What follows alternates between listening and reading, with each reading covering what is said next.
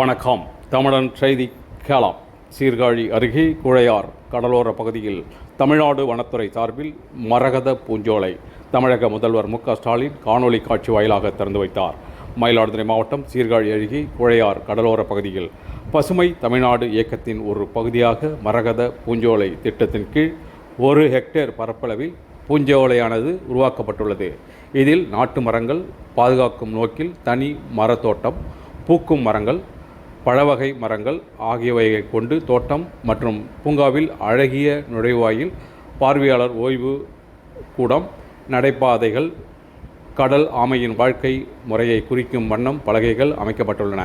இதனை தமிழ்நாடு முதலமைச்சர் மு.க.ஸ்டாலின் சென்னையில் தலைமைச் செயலகத்திலிருந்து காணொலி காட்சி வாயிலாக திறந்து வைத்தார்.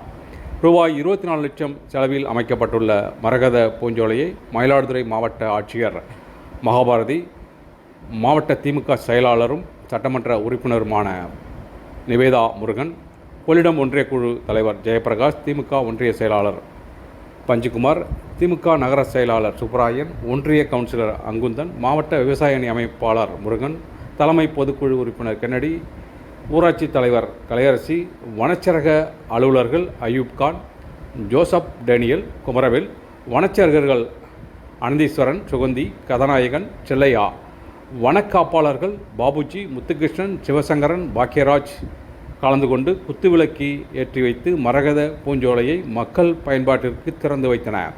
தொடர்ந்து மரகத பூஞ்சோலையில் பகுதியில் மாவட்ட ஆட்சியர், சட்டமன்ற உறுப்பினர் மற்றும் வனத்துறை அதிகாரிகள் மரக்கன்றுகளை நடவு செய்தனர். இந்த நிகழ்ச்சியில் மீனவர்கள், பள்ளி மாணவர்கள், பொதுமக்கள் கலந்து கொண்டனர்.